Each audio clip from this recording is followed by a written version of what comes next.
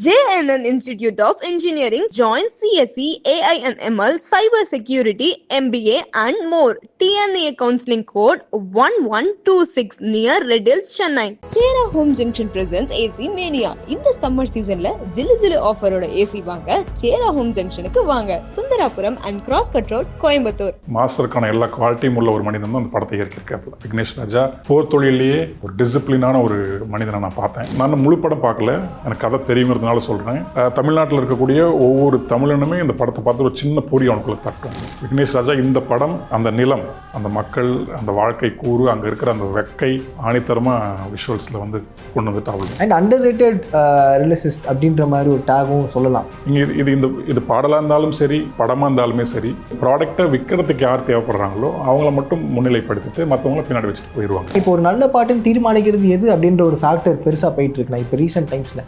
நல்ல பாட்டுன்னு கெட்ட பாட்டு அப்படிங்கிறது ஒன்றும் இல்லை. இந்த ஹிட் நம்பர்ஸுங்கிறது வந்து அது பிஸ்னஸ் மேனோட பாயிண்ட் ஆஃப் வியூவில். நீங்கள் சில படங்கள் பார்த்தீங்கன்னா அந்த கதாபாத்திரம் வந்து படம் முழுக்க ரொம்ப வீணாக போனவனாக இருப்பான். நான் படத்தினுடைய முதல் பாட்டில் உயர்ந்த கருத்து சொல்லிட்டு தெரியும். அப்படிலாம் அதெல்லாம் பாட்டே கிடையாது. அந்த படத்தை வைக்கணும், அந்த கதாநாயகனை மேலே கொண்டு வந்து சேர்த்துடணும், அதன் மூலமாக லாபம் பார்த்துருன்னு பண்ணக்கூடிய பாட்டு அது. நான் பேசுகிறது வந்து கதைக்குள்ள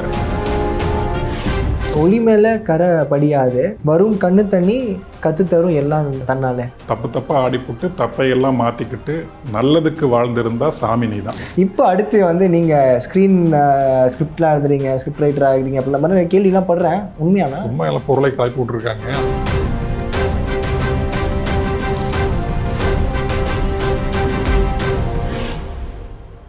இப்போ ரீசெண்டாக உங்களுடைய விருதுலேருந்து ஆரம்பிச்சிடலாம். நீயான நாளில் சிறந்த ஆளுமைக்கான விருது அப்படின்ற மாதிரி ஒரு விருது வாங்கினீங்க. உண்மையிலே எங்களை ஆள்ற ஒரு நபர் தான், அது கரெக்டான ஒரு இதுதான். ஏன்னா எப்படி சொல்கிறதுனா, ஒரு மீம் கூட நாங்கள் பார்த்துருக்கோம்.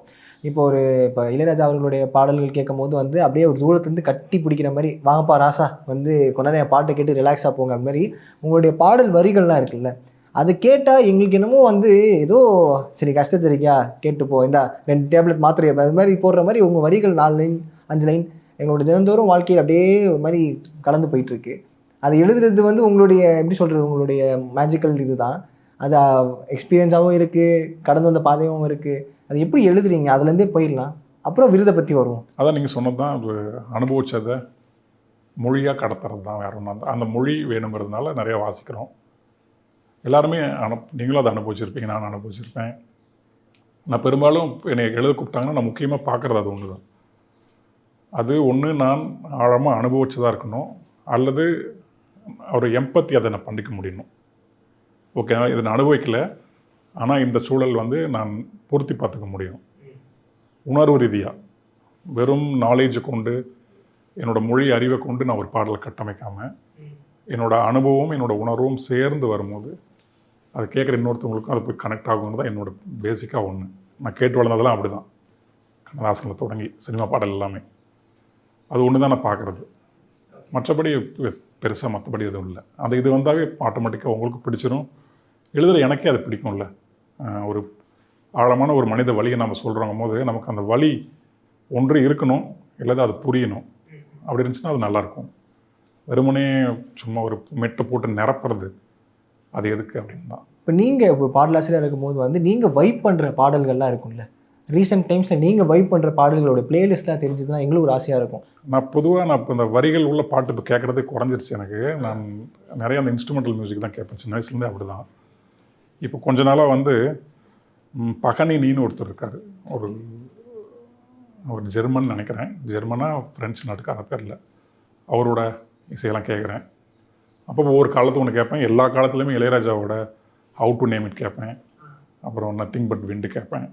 ஆமாம், எனக்கு அப்படி தான் எனக்கு ஒரு கிரியா ஊக்கம் அதில் தான் கிடைக்கும். வரிகள் இல்லாமல் நம்ம அதுக்குள்ளே தான் புழங்கிட்டு இருக்கோமா, வரிகள் இல்லாமல் வெறும் கருவி இசையாக கேட்கும் போது எனக்கு நல்ல ஒரு அமைதியும் கிரியா ஊக்கியும் ஆகும் அது. அண்ட் அண்டர் ரேட்டட் ரிலிசிஸ்ட் அப்படின்ற மாதிரி ஒரு டேகும் சொல்லலாம். ஏன்னா இப்போ வந்து பெரிதளவில் உங்களுடைய பாடல்கள் வந்து எல்லாருக்கும் பிடித்த மாதிரி இருக்குது. பட் ஆனால் அது போய் மக்களுக்கு சேருதான்னு கேட்டால் அது ரொம்ப கம்மின்ற மாதிரி தான் எனக்கு ஃபீல் ஆகுது. ஏன்னா இப்போ நீ அப்படின்னு சொல்லி இந்த தாய்க்குடம் பிரிட்ஜில் வந்து அந்த பாடல் இருக்குல்ல, அது எல்லாருமே கம்மி வியூஸ் தான்.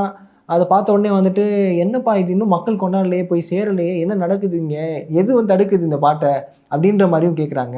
உங்களுடைய பார்வையில் எப்படி அந்த பாட்டு? அது என்னை மட்டும் இல்லை, பொதுவாகவே நீங்கள் ஒரு 20 ஆண்டுகளுக்கு முன்னாடி பார்த்தீங்கன்னா எந்த படம் வந்தாலும் யார் படம் வந்தாலும் நம்ம கண்ணை மூடிக்கிட்டு பார்ப்போம், காதை மூடிக்கிட்டே கேட்போம், ஒவ்வொரு பாட்டையுமே கேட்போம். என்ன சொல்லப்போனால் அந்த டிஜிட்டல்லாம் அரைஸ் ஆகிறதுக்கு முன்னாடி இருந்த கேசட்ஸ் இருந்த காலகட்டத்தில் எல்லா பாட்டையுமே நம்ம கேட்போம். ஒரு படம் வந்துச்சுன்னா எல்லா பாடலுமே பதிவு பண்ணி உட்காந்து குடும்பத்தோடு கேட்போம். யார் எழுதுனாங்கன்னு பார்ப்போம், யார் பாடினாங்கன்னு பார்ப்போம். கால மாற்றம் ஒன்று இருக்கு இல்லையா, அந்த கால மாற்றத்தினால நிறைய மாறி போச்சு.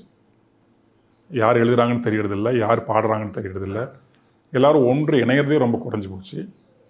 இப்படியான ஒரு சூழலில் எதெல்லாம் விற்கப்படுதோ, யாரெல்லாம் விற்பதற்கான ஒரு இடத்துல இருக்காங்களோ அவங்க தான் மேல் நோக்கி காமிக்கப்படுறாங்க. அப்படி ஒரு இடத்துக்கு நம்ம சினிமாவும் போயிடுச்சு. எல்லா தொழிலும் அப்படி தான் இருக்குது, ஒரு மார்க்கெட் அது. ஆமாம், அப்படி போயிட்டதுனால இங்கே இது பாடலாக இருந்தாலும் சரி, எதுவாக இருந்தாலும் சரி, படமாக இருந்தாலுமே சரி, இந்த ப்ராடக்டை விற்கிறதுக்கு யார் தேவைப்படுறாங்களோ அவங்கள மட்டும் முன்னிலைப்படுத்திட்டு மற்றவங்கள பின்னாடி வச்சுட்டு போயிடுவாங்க. இதுதான் பொதுவாக வியாபாரத்தில் நடக்கிறது. அதுதான் இப்போயும் நடந்துக்கிட்டு இருக்கு. நான் பெரும்பாலும் ஆரம்பத்துலேருந்தே அப்படிலாம் ஒன்று பார்த்ததே கிடையாது.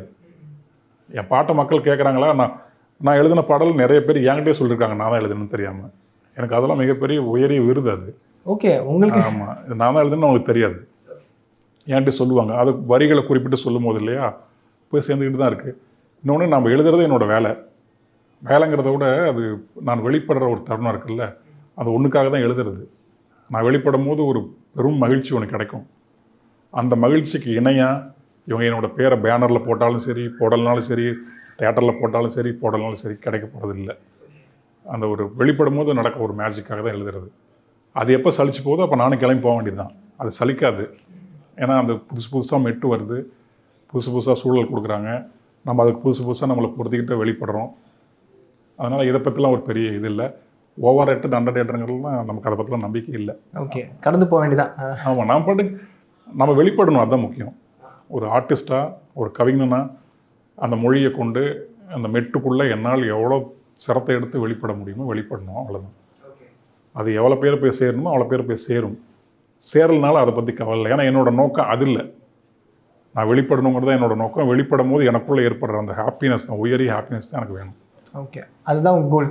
ஆமாம், அதுக்கு அவங்க சம்பளமும் கொடுக்குறாங்க போது கூடுதல் நமக்கு ப்ராஃபிட் தானே. அப்போ சம்பளத்தையும் வாங்கிட்டு எழுத வேண்டியது தான், வெளிப்பட வேண்டியது. நான் எதை கேட்டேன்னா, ஏன்னா இப்போ ஒரு நல்ல பாட்டுன்னு தீர்மானிக்கிறது எது அப்படின்ற ஒரு ஃபேக்டர் பெருசாக போயிட்டு இருக்கு. நான் இப்போ ரீசெண்ட் டைம்ஸில் எதை வச்சு இவங்க நல்ல பாட்டுன்னு சொல்கிறாங்க அப்படின்றது எல்லாருக்குமே கேள்வியாக இருக்குது. உங்களோட பார்வையில் நீங்கள் என்ன சொல்லுவீங்க? நல்ல பாட்டுன்னு கெட்ட பாட்டு அப்படிங்கிறது ஒன்றும் இல்லை. இந்த ஹிட் நம்பர்ஸுங்கிறது வந்து அது பிஸ்னஸ் மேனோட பாயிண்ட் ஆஃப் வியூவில். ஹிட் அப்படின்னு சொல்கிறது பிஸ்னஸ் மேன் தான் சொல்லணும். சினிமாவில் இப்போ ஏபிசிம்பாங்க, அது ப்ரொடியூசரோட லாங்குவேஜ். அது ஒரு காமன் ஆடியன்ஸுக்கோ டைரக்டருக்கோ அது பொருந்தாது. ஒரு டைரக்டருக்கோ ஒரு பாட்டு எழுதுறவனுக்கோ எல்லாருமே ஆடியன்ஸ் தாங்க. ஏபிசி ஜெட்லாம் கிடையாது.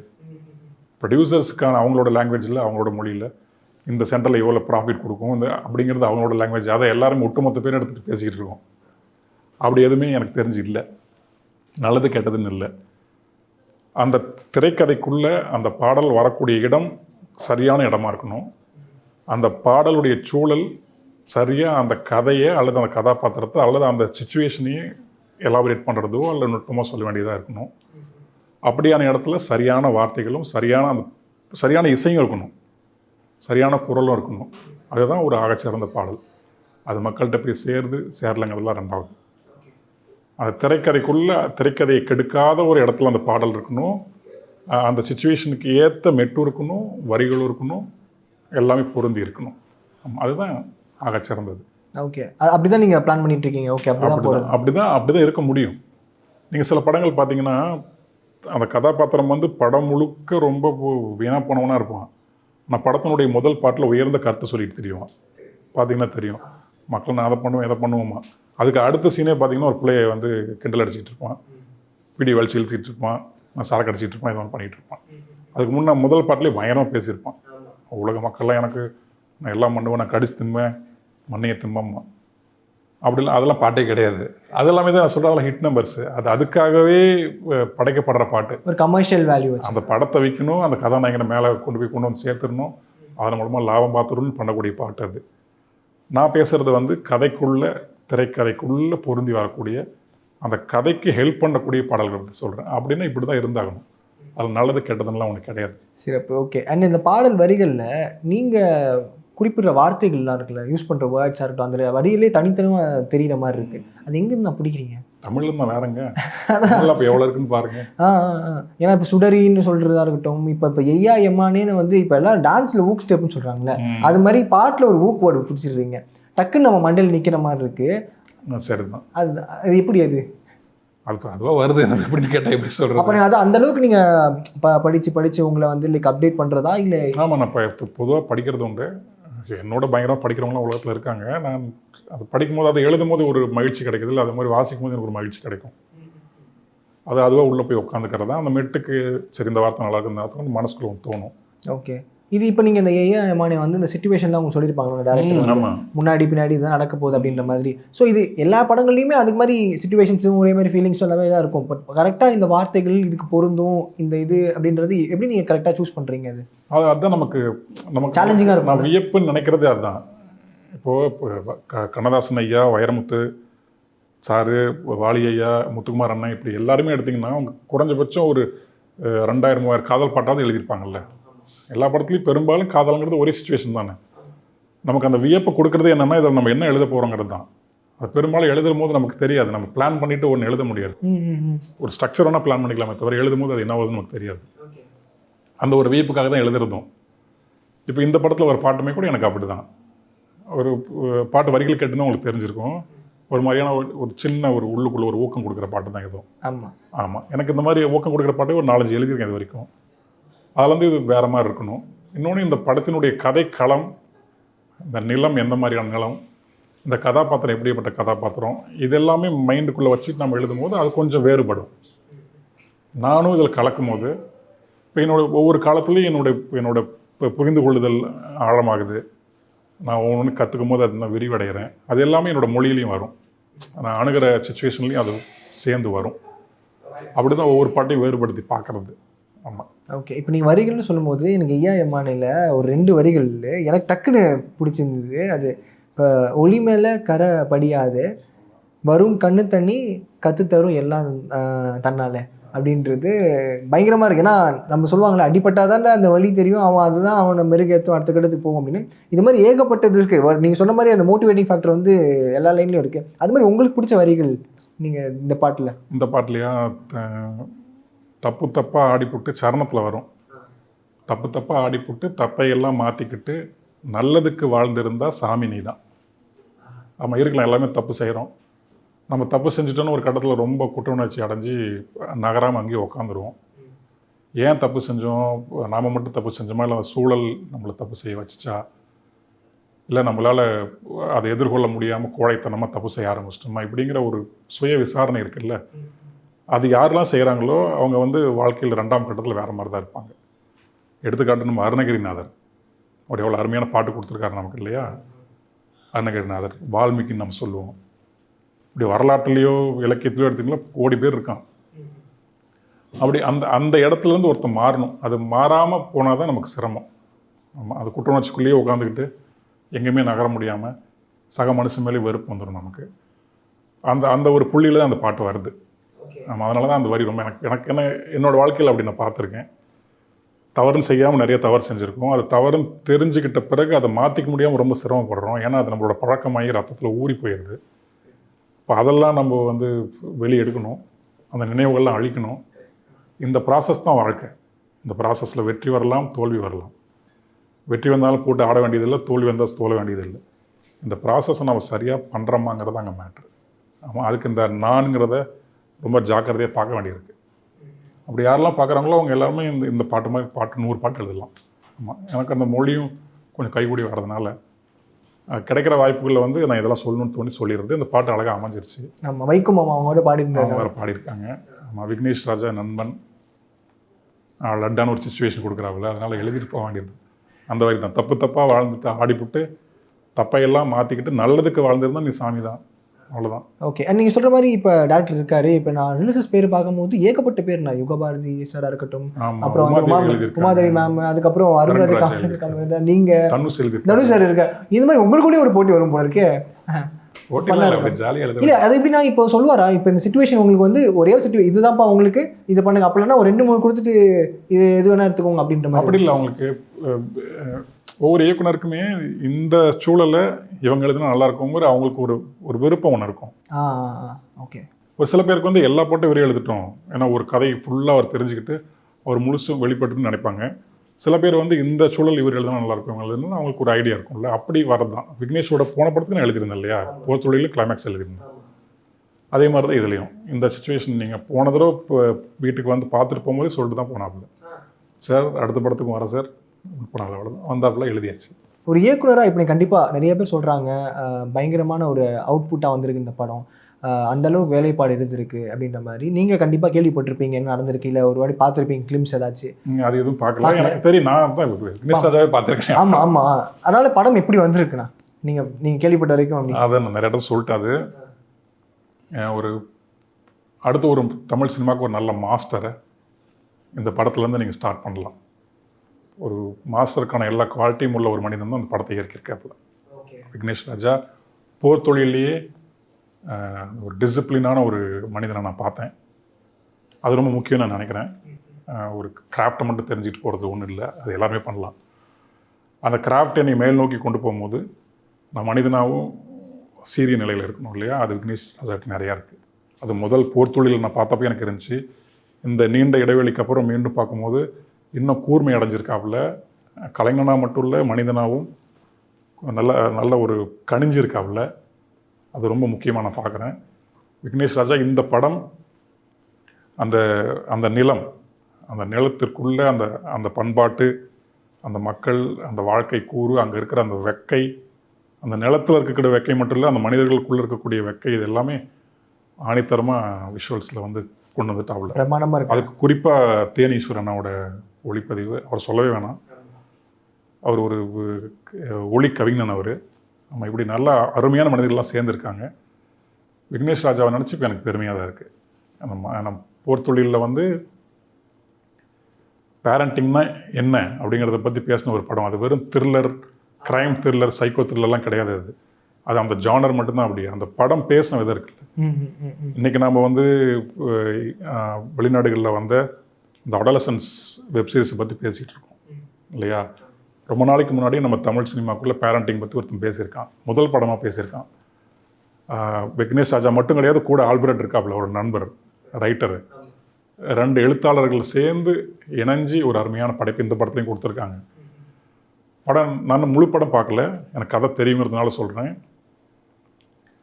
தமிழ்நாட்டில் இருக்கக்கூடிய ஒவ்வொரு தமிழனுமே இந்த படத்தை பார்த்து ஒரு சின்ன பொறி அவனுக்குள்ளே தட்டும். ஓ, நமக்கு வாழ்கிறதுக்கு வாய்ப்பு இருக்குது அப்படிங்கிற ஒரு சின்ன பொறி தட்டும். இதுக்கு மேலே நான் சொல்ல வேணாம்னு நினைக்கிறேன். நான் ஸ்பாயிலர் ஆகிடுமா? ஓகே. அண்ட் தனுஷ், இப்போ நீங்கள் சொன்ன மாதிரி ஒரு இடத்துல நம்ம ஒன்று பண்ணுறோம், அது நம்ம எக்ஸலாக இருக்கும் அப்படின்ற மாதிரி நீங்கள் சொல்கிறீங்க. இப்போ தனுஷ் அவர்கள் பார்த்தா அவர் பாட்டு பாடுறாரு, ரிலீஸ் எழுதுறாரு, நடிக்கிறாரு, ப்ரொடியூஸ் பண்ணுறாரு, டைரக்ட் பண்ணுற மாதிரி எக்கச்சக்கமான விஷயங்கள் பண்ணிட்டு இருக்காரு. அவர் சந்திக்கிற தருணம் அவர்கிட்ட பேசுறதுக்கான வாய்ப்புகள் அமைஞ்சுதானே? அந்த பாடல்கள் பற்றி ஏதாச்சும் சொன்னால்? இப்போ எதுவுமே அமையல எனக்கு. அப்போ நையாண்டி எப்போ எழுதியிருந்தேன் அவருக்கு இல்லையா, அந்த டைமில் பார்த்து பேசியிருக்கோம், பிடிச்சிருக்கோம். அப்புறம் அவர் ஒரு பாதை, நான் ஒரு பாதை இல்லையா. அவர் எல்லாமே பண்ணுறதுனால அவங்களுக்கு முதல்ல இன்னொருத்தனோட பேசுறதுக்கு நேரமே ரொம்ப குறைவாக இருக்கும். கண்டிப்பாக மனம் முழுக்க அதே தான் இருக்கும். இயக்கம் பண்ணணுன்னு ஒரு பக்கம் இருக்கு இல்லையா, அது பெரிய பொறுப்பு. பாடல் எழுதுறது ஒரு பக்கம், பாடுறாப்புல, தயாரிக்கிறாப்புல, அதுக்குமே உங்களோட காலகட்டம் பத்தாது. ஆமாம், அதுக்கு மேலே எங்கேயோ அந்த மாதிரி நிகழ்வுகள் எங்கேயோ பார்த்தோமா பேசிக்கிறது தான். அவ்வளோதான், பொறுமையாக பேசிக்கலாம். பேசணுன்னே இல்லைங்க அவசியம், அது நமக்கு புரியும். ஒரு கிரியேட்டிவ் பர்சனை பார்த்தாலே தெரியும் நம்மளுக்கு என்ன இருக்காங்க. ஓகே. அண்ட் இப்போ நீங்கள் வந்து குட் டே அப்படின்ற ஒரு படத்தில் ஒரு கேமியோ பண்ணியிருப்பீங்க. ஆமாம் ஆமாம், அது வந்து மறக்க முடியாத ஒரு சம்பவம். பரவாயில்ல, ஒரு பாடலாசிரியர் இருந்து ஒரு நடிக்கிறதுக்கான ஒரு ஃபேஸ் வருது அப்படின்ற மாதிரி அதில் வந்தீங்க. அது இன்னமும் வைரல் ஆகிட்டு இருக்கு. வருவீங்க, கிளாஸ் எடுப்பீங்க, ஒரு சாப்பிடுவீங்க, கிளம்புவீங்க. அது மாதிரி வந்தான் சென்றான் வென்றான் அது மாதிரி இருக்கும். இப்போ அடுத்து வந்து நீங்கள் ஸ்கிரிப்ட்லாம் எழுதுறீங்க, ஸ்கிரிப்ட் ரைட்டர் ஆகிடுங்க அப்படின்ற மாதிரி கேள்விலாம் படுறேன். உண்மையானா? உண்மையில பொருளை கலப்பி விட்ருக்காங்க. அப்படியா? அவர் குட் டேலே வந்து அது நண்பர்களாக சேர்ந்து பண்ணாங்க. அந்த திரைக்கதையினுடைய கதை கரு வந்து என் வாழ்க்கையில் கடந்த காலத்தில் நடந்த ஒன்றுங்கிறதுனால ஆமாம், நான் இதை நீங்களே பண்ணிடுங்க நாங்கள், அவ்வளோதான். ஒன்றும் நடிப்பு இதெல்லாம் கிடையாது. அசுரன் அது மாதிரிலாம் இல்லை. திரைக்கதை கற்றுக்கணும்னு ஆசை இருக்குது. அதை தான் யாரும் இப்படி பில்டப் பண்ணியிருக்காங்கன்னு எனக்கு உங்ககிட்ட. ஆமாம், ரூமர்ஸாக நிறைய வருதுண்ணா. ஆமாம், இது இப்படி என்னொன்று கிளப்பி விட்டு தான் ஒழுங்காக போயிட்டு இருக்கிறது திருப்பி விட்டு வண்டி முடிச்சு விட்டுறது. ஆமாம், ஒரு ஆசை இருக்குது, அது நிறைய கற்றுக்கணும். எனக்கு ஒவ்வொன்றுமே கற்றுக்கிட்டு தான் பண்ணணுன்னு, சும்மா எனக்கு ஒன்று வருது அப்படின்ட்டுலாம் ஆர்வக்குள்ளாரில் பண்ணக்கூடாது. பெரிய பொறுப்பு அது. அதனால் அப்படி வர மாதிரி இருந்தால் நான் பேனர்லாம் அடித்து உங்களுக்கெல்லாம் சொல்லி ஒரு 1000 பேருக்கு சோறு போட்டு வாங்க நான் இதை பண்ணுறேன் அப்படின்னு சொல்லிட்டு பண்ணுறேன். உண்மையாக பண்ணீங்களா? பண்ணலாம் ஆசை இருக்குது. கற்றுக்கணும், முதல்ல ஆசையை வச்சுட்டு என்ன பண்ணுறது. நடிக்கிறதுக்குன்னா அவ்வளோதான், குட் டேவோட குட் டே அப்படின்னு சொல்லிட்டு அவ்வளோதாண்ணா, வேறு எதுவும் இல்லையாண்ணா? ஏன்னா வாழ்க்கை எப்போ நான் போயிட்டுருக்கு இப்போ? அதுக்கு என்ன, அது நல்லா போயிட்டுருக்கு. அது ரெகுலராக இப்போ அடுத்தது பாடல் எழுதிட்டு இப்போ நீங்கள் சொன்னீங்க ஒரு நாளில் நான் உட்காந்துனா கிட்டத்தட்ட 5-6 எழுதும் அப்படின்ற ஒரு ப்ரைம் டைம் இருக்குதான். அந்த மாதிரி இப்போ எப்படிண்ணா நிதானமாக ஓகே ஒரு நாளைக்கு அப்படின்ற மாதிரி ரொட்டீன் சொல்லுங்கண்ணா. உங்கள் ரொட்டீன் எப்படி இருக்கும்? கார்த்திக் நேதாவின் ஒரு நாள் அப்படின்ற மாதிரி ஒன்று என்ன, படிக்கிறது, எழுதுறது, படம் பார்ப்பேன். என்ன மாதிரி படங்கள் நான் ப்ரிஃபர் பண்ணுவீங்க? லைக் ஏதாச்சும் நீங்கள் வந்து அந்த ஆஸ்கார் வாங்கின படங்கள்லாம் ஒன்று ஒன்றா பார்த்துட்டு இருக்கிறேன். ஆமாம், அமேசான் ப்ரைமில் ஒரு கலெக்ஷன் கொடுத்துருக்காங்க. ஒன்று இருக்குது, நெட்ஃப்ளிக்ஸில் ஒன்று இருக்குது, ஒரு மூவின்னு ஒரு ஓடிடி பிளாட்ஃபார்ம் ஒன்று இருக்குது, அதெல்லாம் இப்போ பார்ப்பேன். இப்போ பார்த்துட்டு இருக்கிறது இதுதான் பார்த்துட்டு இருக்கேன். ஆமாம், இன்க்ளோரியஸ் பேஸ்டர்ஸ் தான் நேற்று பார்த்தேன். அந்த ஆஸ்கார் வாங்கின படங்கள்லாம் ஒன்று ஒன்று பார்க்குறேன், தெரிஞ்சுக்கலாமேன்னு. வாசிக்கிறது எப்பயும் போல் போயிட்டுருக்கு. தாய்மானவரை மீண்டும் வாசிக்கிட்டு இருக்கேன் இப்போது. நம்ம அப்புறம் குட்டி பையன் இருக்கான், அவர் கூட விளையாடுறது, அவனுக்கு விடுமுறை நாடுங்கிறதுனால அவங்க கூட பண்ணுறது. ஒரே போதும் போல் மனைவியோட காதலிச்சுக்கிட்டு ஊடல் பண்ணிக்கிட்டு அப்படி வாழ்க்கை அப்படி வாழ்க்கை அற்புதமாக போயிட்டு இருக்கு. உங்களை மாதிரி ஓகே, இப்போ உங்களை மாதிரி நிறைய அப்கமிங்கில் வர ரிலீஸ் ஆகணும், பாடல் ஆசிரியர்னு ஆசை இருக்கும். எப்படி அவங்க வந்து அவங்களுக்கு தன்னைத்தானே வந்து தயார்படுத்திக்கிறதுனா? ஒன்று தான் அடிப்படையில் படிக்கணும், மொழியை தெரிஞ்சுக்கணும். நம்ம தமிழ் எழுதுறோம்னா தமிழ் மொழியை தெரிஞ்சுக்கணும், இங்கிலீஷில் எழுதுனா அரபிக்கோ உருதோ எதுவாக இருந்தாலும் அந்த மொழியை நல்லா தெரிஞ்சுக்கணும். வார்த்தைகளுக்காக மட்டும் கிடையாது, நீங்கள் என்ன நினைக்கிறீங்களோ அதுக்கான உரிய சொல்லுன்னு ஒன்று இருக்குது. அந்த சொல்லை போட்டால் தான் அது அந்த இனிமை கொடுக்கும். இன்னொன்று, நம்ம சினிமா பாடல்ங்கிறது மெட்டுக்குள்ளே எழுதுறதுனால அவங்க தானான்னு போட்டாங்களே, அந்த தானாக்குள்ளே தான் நம்ம சொல் நமக்குள்ளே இருக்கணும். ஓகே, நீங்கள் அது இழுத்துலாம் போட முடியாது, நல்லா இருக்காது பாட்டு. சொற்கள் நிறைய உள்ள தெரிஞ்சு வாசிக்க சொற்கள் நல்லா ஆழமாக போய் ஆழ் மனசில் நம்முடைய சொல்ல அது மாறிடும். ஒரு மெட்டை கேட்ட உடனே நீங்கள் எந்த சிரமம் போடாமல் அது பாட்டுக்கு சொற்கள் வரும், டக்குன்னு ஃப்ளோவாக. ஆழ் மனசுக்குள்ளே சொல் போகிற அளவுக்கு நம்ம வாசிக்கணும், தொடர்ச்சியாக வாசிக்கிட்டே இருக்கணும். நம்ம வாழ்கிற வாழ்க்கையில் கொஞ்சம் தான் நம்ம அனுபவிக்க போகிறோம். அந்த அனுபவிக்கிறதுலேயே கொஞ்சம் மட்டும்தான் நமக்கு உணர முடியும், அந்த உணர்றதுலேயே கொஞ்சம் மட்டும்தான் நம்ம எக்ஸ்பிரஸ் பண்ண முடியும், இல்லைங்களா? அதனால் நிறைய வாசிக்க நிறைய வாழ்க்கை, நிறைய உலகங்கள் நம்ம பார்ப்போம். அந்த எழுத்து மூலமாக நிறைய மனித உணர்வுகள் நமக்குள்ளே வந்து நினைவாக தங்கும். இது எல்லாமே நமக்கு எழுதும்போது பயன்படும். ஓகே, அடுத்து என்னன்னா வாட் நெக்ஸ்ட்? இப்போ கரா வந்திருக்கு. ஆமாம், நிறைய எழுதிட்டு இருக்கேன், அது எது வரும்னு எனக்கு தெரியல. பேக் டு பேக் போயிட்டு இருக்கு சிறப்பாக. அநேகமாக 2 வானம் அடுத்து பாட்டு வரும்னு நினைக்கிறேன். 2 வானங்கள் எழுதியிருக்கேன். டெய்லி எங்களுக்கு ஒரு பெரிய ஒரு பிளிஸ்ஃபுல்லான லைஃப்பை கொடுத்துட்ருக்கீங்க உங்கள் பாடல்கள் மூலியமாக, வரிகள் மூலியமாக. உங்களுடைய பணி தொடரணும்னா தொடர்ந்துக்கிட்டே இருக்கணும், எங்களை இன்னும் உங்களை அப்படியே குஷிப்படுத்திகிட்டே இருங்க. எனக்கும் அதுதான். இப்போ நீங்களாம் இப்போ ஒரு பாட்டு நம்ம எழுதி இந்த பாட்டு நல்லா இருக்குன்னு நீங்கள் சொல்லும் போது தான் நான் ஊக்கம். நீங்கள் கேட்கவே இல்லைன்னா என்ன பண்ண முடியும்? நான் பாட்டுக்கு எழுதிக்கிட்டு இருப்பேன், எனக்கு அந்த ஹாப்பினஸ் உண்டு. ஆனால் என்னை கூப்பிட மாட்டாங்களா சினிமாக்குள்ளே? கண்டிப்பாக. ஆமாம், என் பாட்டு கிட்டே தானே சினிமாக்காரங்க என்னை கூப்பிடுவாங்க. அதனால் நீங்கள் நல்லா கேட்டு நம்ம பாட்டெலாம் கேட்டு ஆமாம் இன்னும் நல்லா என்ஜாய் பண்ணி அழுது சிரிங்க. நான் அதை வேலையை நானும் செய்கிறேன். சிறப்பு. உங்கள் நேரத்துக்கு ரொம்ப நன்றி. படம் மீட்டாகணும், அடுத்தடுத்து நீங்கள் பெரிய சம்பவங்கள்லாம் பண்ணணும்னு ஆசைப்பட்றேன். ஆமாம், ரொம்ப மகிழ்ச்சி. கரை பாருங்கள் எல்லோரும். அது எனக்கு ஒரு திறப்பாக அந்த படம் இருக்குது, அந்த ஒரு பாடலே எனக்கு போதும். மனிதனாக நமக்குள்ளே ஒரு சின்ன ஒரு உள்ளொளியை, ஒரு இன்சைட் அந்த படம் கொடுக்கும் அப்படின்னு எனக்கு பெரிய நம்பிக்கை உண்டு. 30ஆம் தேதி பாருங்கள். நண்பன் விக்னேஷ் ராஜாவுக்கு இந்த நேரத்தில் என்னோட மனமார்ந்த வாழ்த்துக்கள். தேங்க்யூண்ணா. நன்றி. JNN Institute of Engineering. Join CSE, AI and ML, Cyber Security, MBA and more. TNA counseling code 1126 near Red Hills, Chennai. Chera Home Junction presents AC Mania. இந்த summer seasonல ஜில்லு ஆஃபரோட AC வாங்க Chera Home Junctionக்கு வாங்க. Sundarapuram and Cross Cut Road, Coimbatore.